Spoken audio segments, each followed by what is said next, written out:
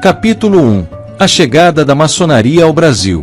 A chegada da maçonaria ao Brasil está intimamente ligada a um período de grandes mudanças no cenário europeu, no qual os ideais do iluminismo e as transformações trazidas pela Revolução Francesa tiveram um papel fundamental.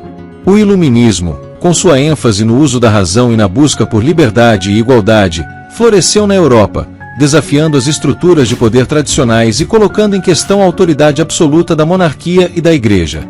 Esses ideais influenciaram profundamente a maçonaria, que, enquanto movimento, buscava a promoção do conhecimento, a igualdade entre os homens e a liberdade. Quando a Revolução Francesa e seus ideais de liberdade, igualdade e fraternidade ganharam força, a maçonaria se espalhou pela Europa como um símbolo de resistência ao autoritarismo e de luta por uma sociedade mais justa.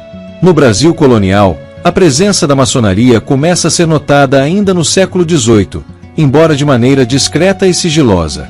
Os primeiros indícios da maçonaria no Brasil surgem quando pequenos grupos de indivíduos começam a se reunir para discutir ideias filosóficas e políticas, muitas vezes influenciados pelos ideais iluministas que chegavam do exterior. O contexto político do Brasil colonial, controlado pela coroa portuguesa, não era favorável a esse tipo de movimento.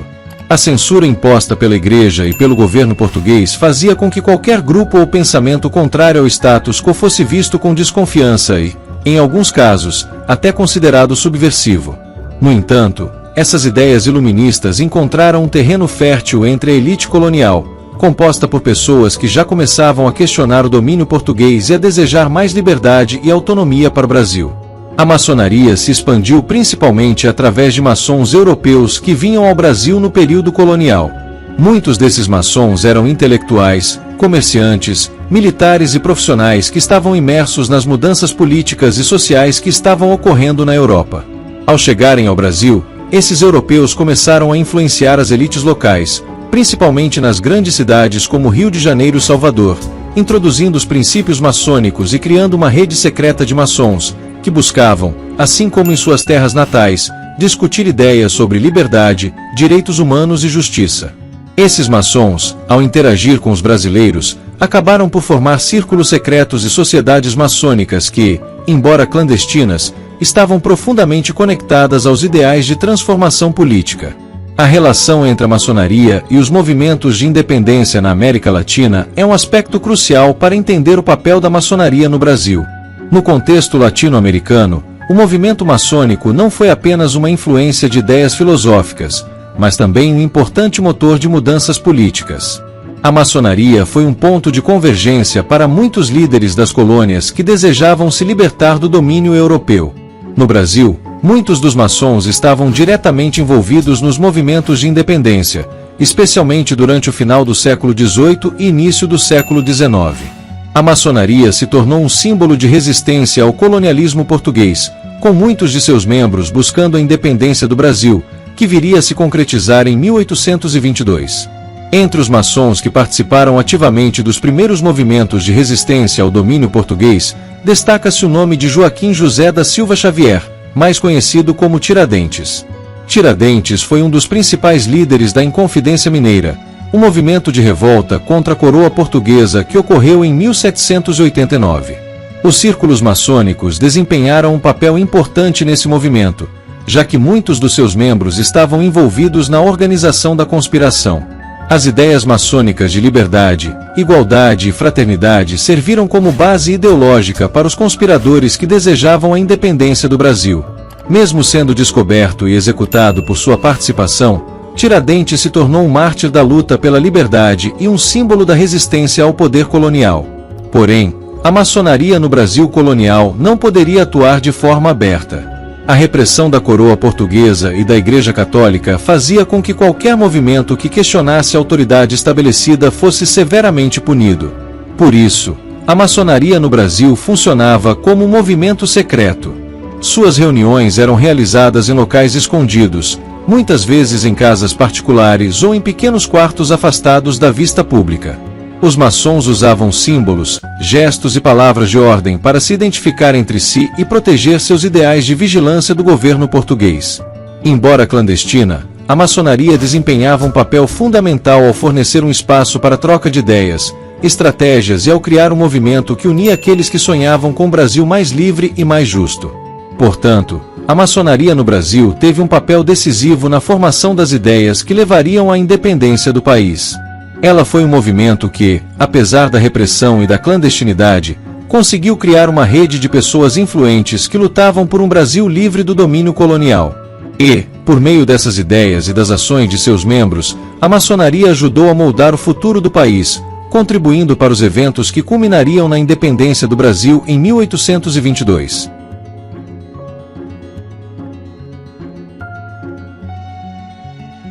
Capítulo 2. Primeiras lojas maçônicas no Brasil. Antes mesmo da fundação das lojas maçônicas oficiais, a maçonaria no Brasil já começava a ganhar corpo de maneira secreta. Durante o período colonial, quando o Brasil ainda era governado por Portugal, os maçons não podiam se reunir abertamente devido à repressão imposta pela coroa portuguesa e pela Igreja Católica. O sigilo era uma necessidade e, por isso, as primeiras reuniões aconteciam em locais discretos, muitas vezes em fundos de quintais, salas escondidas ou casas particulares. Esses encontros eram realizados com muito cuidado, pois os participantes sabiam que qualquer movimento contrário ao sistema colonial poderia ser interpretado como uma ameaça ao regime e resultar em sérias consequências. A primeira loja maçônica não oficial do Brasil foi a Loja Cavaleiros da Luz, fundada em 1797 na Bahia. A escolha da Bahia como local de encontro para os primeiros maçons brasileiros não foi por acaso. A Bahia era um dos maiores centros urbanos da colônia, com uma população de elites intelectuais e comerciais que buscavam novas ideias para a sociedade brasileira. Porém, a repressão da coroa portuguesa e o forte controle sobre qualquer tipo de movimento subversivo tornavam a organização de encontros maçônicos extremamente arriscada. A Loja Cavaleiros da Luz representava esse espaço clandestino onde ideias liberais e republicanas começaram a ser discutidas. Por causa do contexto político da época, os membros dessa loja precisavam ser extremamente discretos para evitar a perseguição. A mudança no cenário político brasileiro aconteceu em 1808, quando a corte portuguesa foi transferida para o Rio de Janeiro. Esse evento, que representou um marco histórico na história do Brasil, também teve grande impacto na maçonaria brasileira. A abertura dos portos e a chegada da corte portuguesa ao Brasil criaram novas possibilidades para a organização de instituições que antes eram proibidas ou secretas. Em 1801, a Loja Reunião foi fundada no Rio de Janeiro, tornando-se a primeira loja maçônica oficial do Brasil. A fundação desta loja foi possível porque o Brasil, agora com a corte portuguesa em seu território, experimentava uma nova realidade política e econômica. A corte permitiu, então, que as lojas maçônicas se organizassem de forma oficial, abrindo espaço para que os maçons começassem a operar de maneira mais livre e estruturada. Com a criação da Loja Reunião, a maçonaria no Brasil começou a se expandir para outras províncias. A partir do Rio de Janeiro, as lojas maçônicas foram sendo fundadas em cidades como Salvador, Recife e São Paulo, consolidando uma rede de fraternidade que se espalhava por várias partes do país. As lojas passaram a ter um papel importante na formação das ideias políticas do Brasil, principalmente nos centros urbanos onde as elites se concentravam. A maçonaria não era apenas um espaço de fraternidade, mas também um ambiente onde se discutiam questões políticas, sociais e econômicas, sempre com foco na busca por uma sociedade mais justa e livre. As primeiras lojas maçônicas tiveram um papel crucial na disseminação de ideais liberais e republicanos no Brasil. Elas ajudaram a formar um grupo de pessoas que compartilhavam a visão de um Brasil independente de Portugal e mais autônomo. A maçonaria, com suas ideias de liberdade, igualdade e fraternidade, forneceu uma base ideológica para aqueles que desejavam mudanças profundas no país. As lojas, funcionando muitas vezes de maneira discreta, foram locais onde se formaram os movimentos que mais tarde se tornariam fundamentais para a independência do Brasil. Portanto, as primeiras lojas maçônicas não foram apenas espaços de sociabilidade, mas também importantes centros de discussão e de ação política. Elas deram início a uma nova fase no Brasil, onde os ideais iluministas e republicanos começaram a se espalhar entre as elites, influenciando diretamente os rumos da história do país. O papel das lojas na difusão dessas ideias foi fundamental, pois, embora secretas, elas se tornaram um elo de união entre aqueles que acreditavam em um futuro diferente para o Brasil.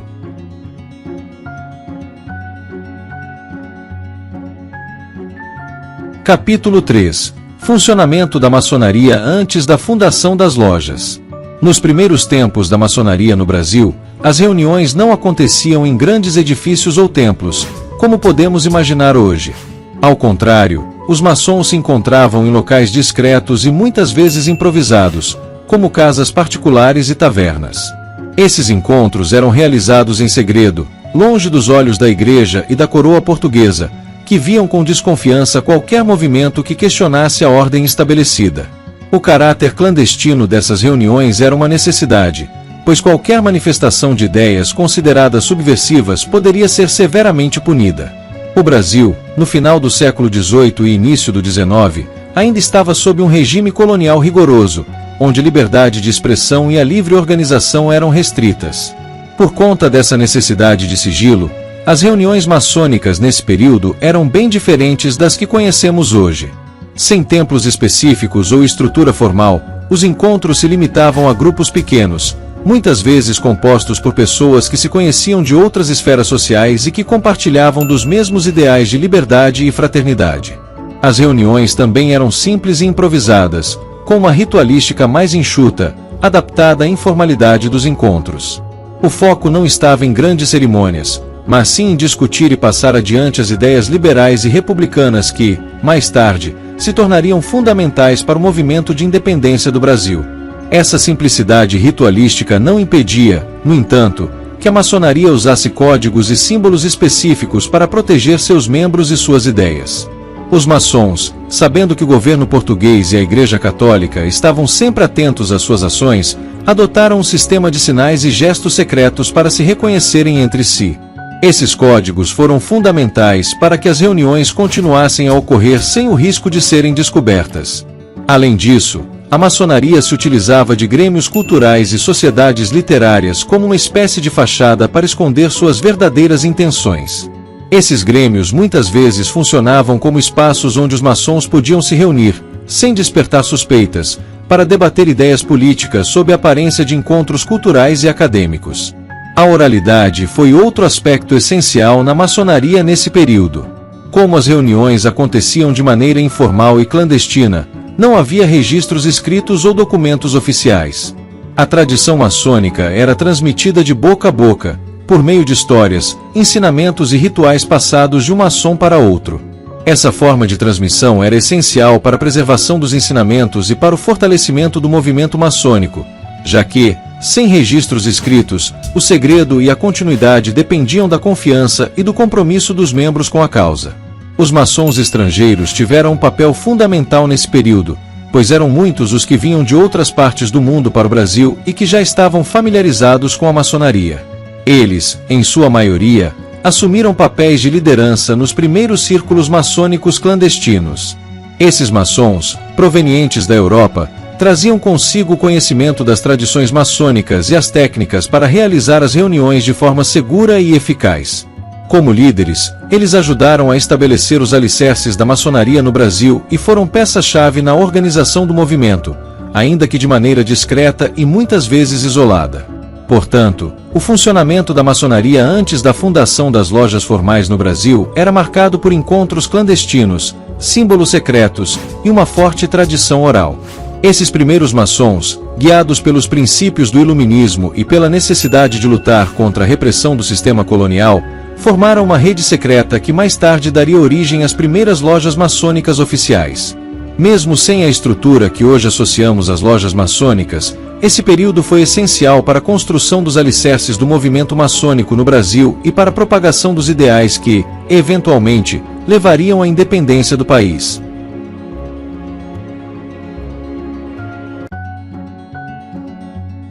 Capítulo 4. Fundação do Grande Oriente do Brasil, GOB.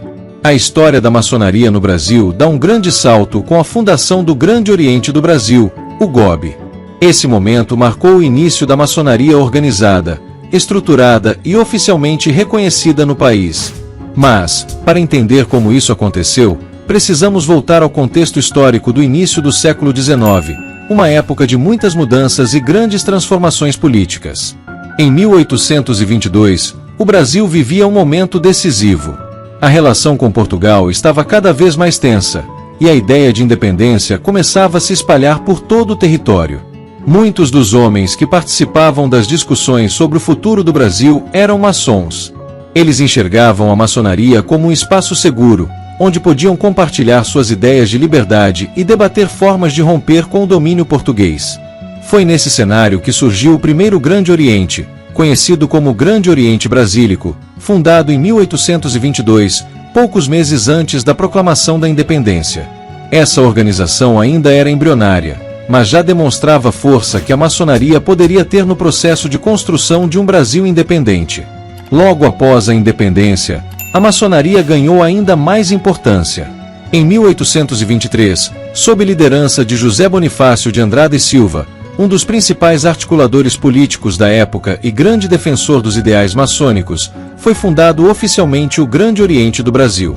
O objetivo principal era criar uma instituição que reunisse todas as lojas maçônicas do país e que pudesse atuar como uma força organizada na promoção de mudanças políticas e sociais.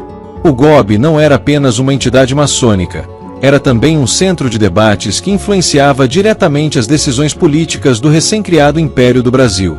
Nesse período, Dom Pedro I, o imperador do Brasil, também esteve próximo da maçonaria. Ele chegou a ser iniciado em uma loja maçônica e, por algum tempo, manteve uma relação amistosa com o Grande Oriente do Brasil.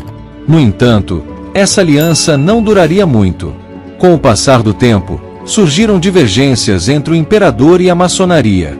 Dom Pedro I começou a se incomodar com a influência que os maçons exerciam sobre a política e, temendo que isso pudesse enfraquecer seu poder, ordenou a suspensão das atividades do Grande Oriente em 1823.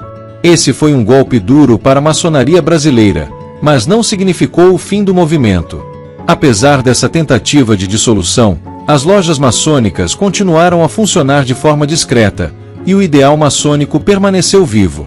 Foi somente na década de 1830, após a abdicação de Dom Pedro I e o início do período regencial, que o Grande Oriente do Brasil pôde se reorganizar oficialmente. A maçonaria, então, voltou a se fortalecer, expandindo sua presença por várias províncias e abrindo novas lojas em todo o território nacional. Com a reorganização do GOB, a maçonaria passou a desempenhar um papel fundamental não apenas na política, mas também na educação e na filantropia. Muitas lojas maçônicas criaram escolas e instituições de caridade, ajudando a melhorar a vida da população em um período de grandes desigualdades sociais. Além disso, o GOB se tornou uma espécie de guardião dos valores maçônicos, garantindo que as tradições fossem preservadas e transmitidas às novas gerações. A fundação e a consolidação do Grande Oriente do Brasil marcaram uma nova fase na história da maçonaria no país. De um movimento clandestino, que precisava se esconder para sobreviver, a maçonaria se transformou em uma instituição respeitada e influente. O GOB tornou possível a união das diversas lojas espalhadas pelo Brasil, dando a elas uma voz única e fortalecendo sua atuação em todos os campos da sociedade. Esse momento foi crucial para que a maçonaria deixasse de ser apenas um grupo de pensadores e se tornasse uma força real de transformação social e política.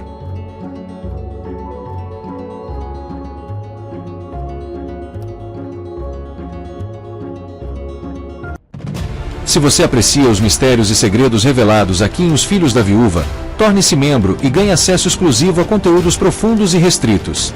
Venha mais fundo na jornada maçônica e fortaleça essa irmandade.